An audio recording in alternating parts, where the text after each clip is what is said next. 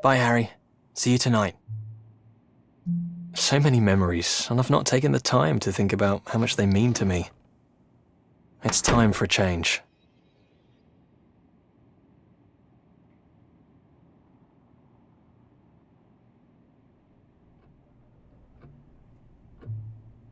Take this elevator.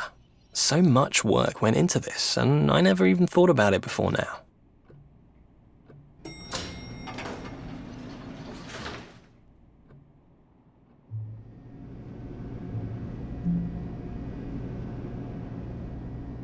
Thousands of hours of people's lives were dedicated to making this box on wire.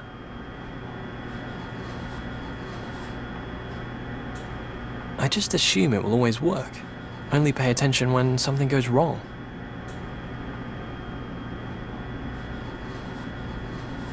Assumptions, patterns. I've got to pay more attention.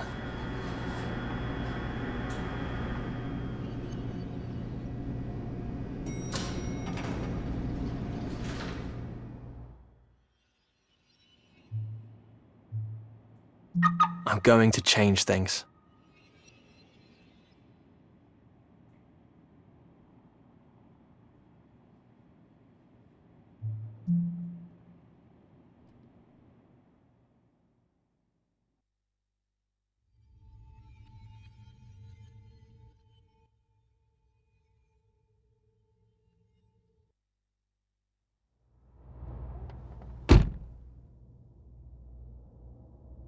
I don't want to lose where we've got to by not paying attention to it.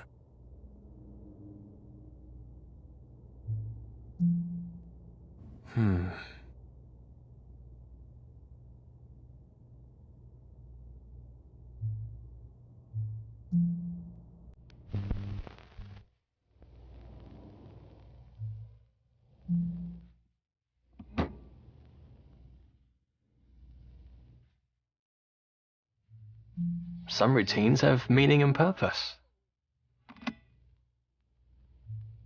But, I don't know. We're getting lazy. I don't want that.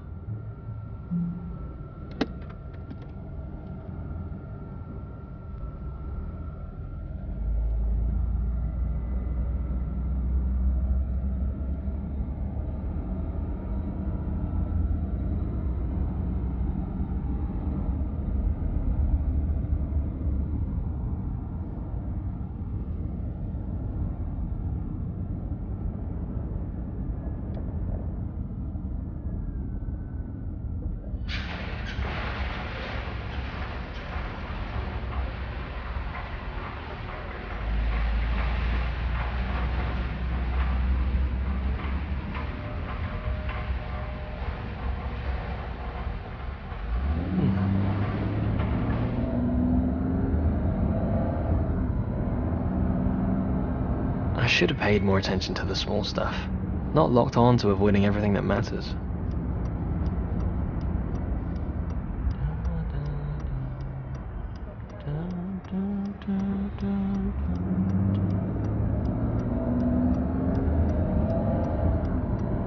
Living carefree has been good, but it's not going anywhere.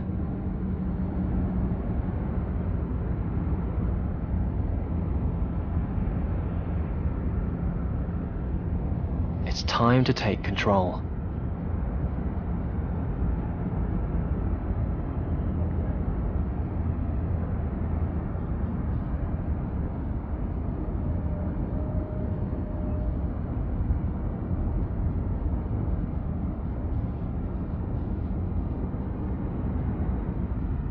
I love that cafe. On warm evenings, sometimes I sit there with a glass of wine, waiting to catch Harry on his way back from work.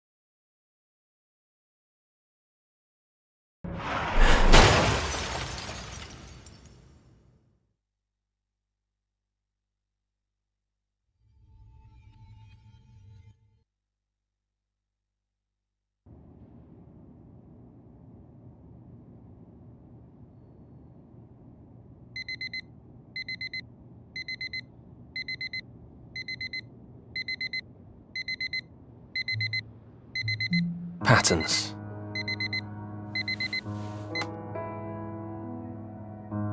Every day that alarm goes off. I should change the tone on it. Though, Harry always sleeps through it, so that's something.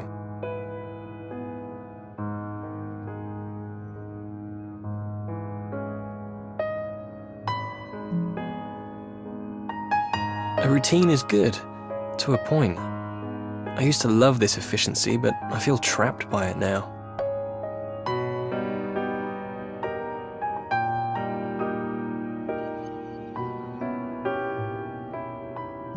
I love this painting, and I can't remember the last time I really looked at it.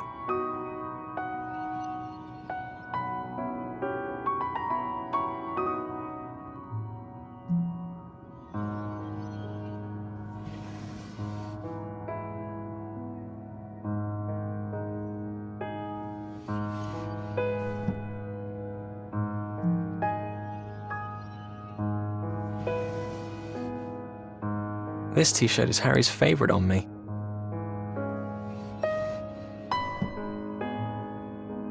Great stories trapped in a moment. They're brilliant, but maybe I should add some new ones.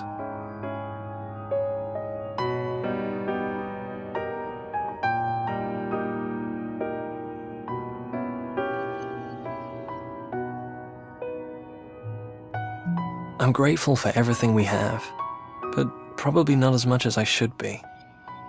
It would be easy to think I wasn't happy. I am, I think. I mustn't let it slide away.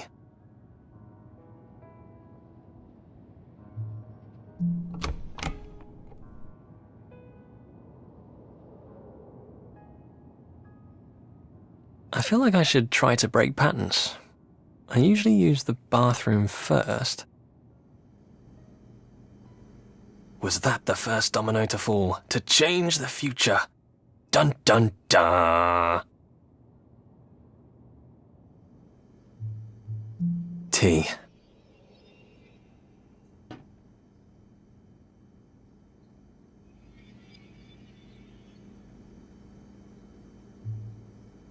A man takes the lead, Grandma would tell me. I guess I need to step up to the line. I've got a great thing here.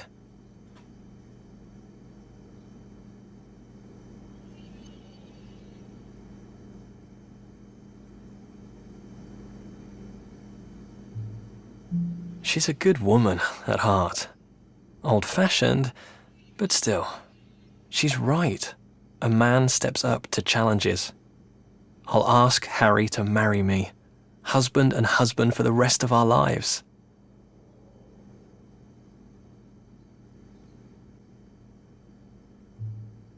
I think maybe Grandma would be okay with it these days.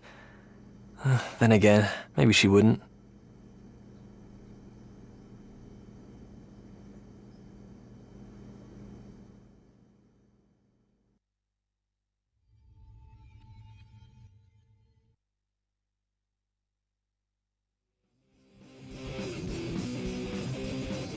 Naturally, as Will's grandmother, I visited Will in hospital on the first day that he was born.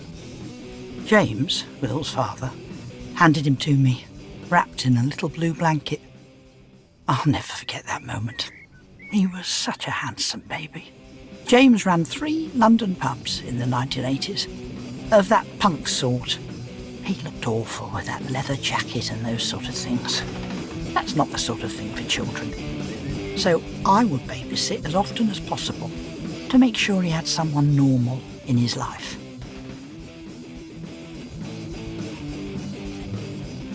Sharon was always reading. She taught art history. Never really made much money. Sharon had some problems with the birth, so Will was an only child growing up. He played by himself a lot. It's good for a young boy to be outdoors, but Will never really liked that when he was young. There was always music playing when I got to the house. Some awful racket. Not the sort of thing a child should be hearing. I always turned it off. Sharon, Will's mother, broke up with James for 3 years at one point and took Will away to America, where she comes from. They had met through James's work.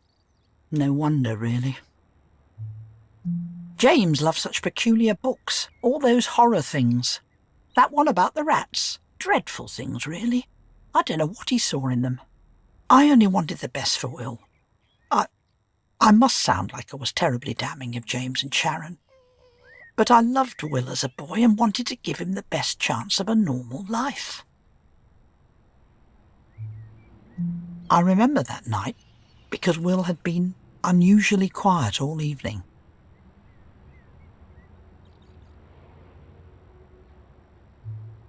He had been in a fight at school.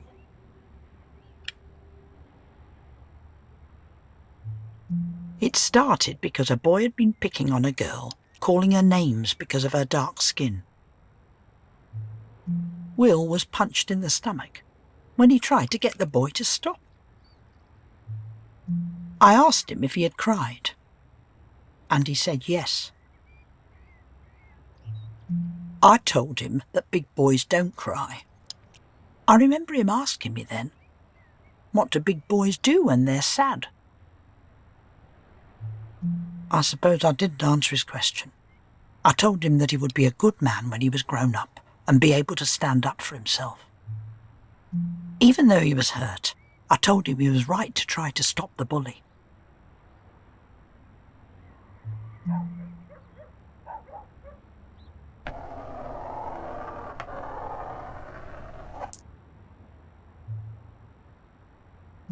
Now I think about this, he didn't seem much happier. What should I have said?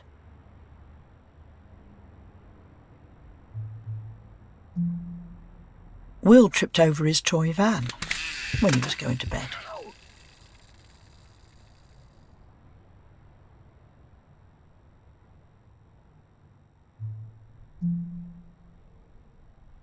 I remember carrying him. He was trying so hard not to cry. He was so small in my arms. I've never forgotten that feeling.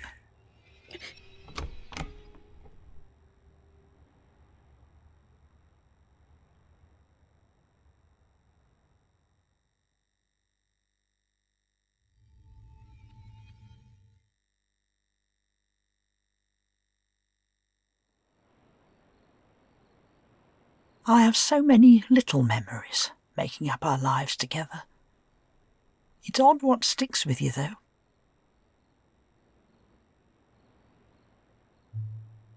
I took him to bed to read him a story.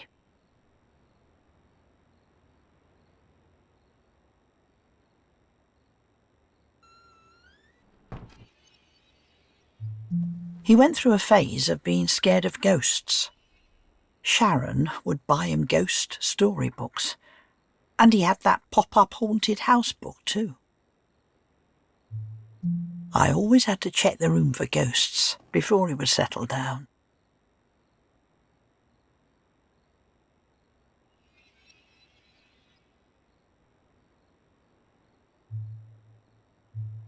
I always look carefully to reassure him.